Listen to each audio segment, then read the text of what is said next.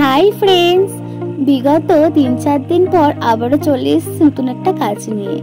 এই যে দেখছো দুটো মাটির হাঁড়ি, এইগুলো না আমি বেশ কিছু মাস আগে আমার একটা রিলেটিভের বাড়িতে ঘুরতে গিয়েছিলাম। তো সেখান থেকে এই দুটো হাঁড়িকে নিয়ে আসি।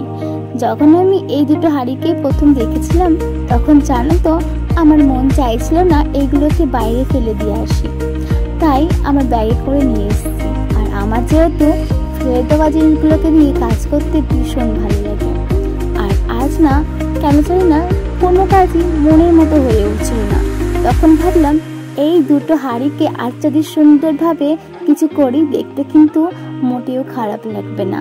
আমার যেই ভাবনা সেই কাজ, আমিও কিন্তু বসে পড়লাম রং তুলি নিয়ে। আর তোমরা কিন্তু অবশ্যই কমেন্ট করে বলো কেমন হয়েছে। আর হ্যাঁ, আবারও দেখা হবে নতুন একটা ভিডিওতে। ততক্ষণ ভালো থেকো, বাই বাই।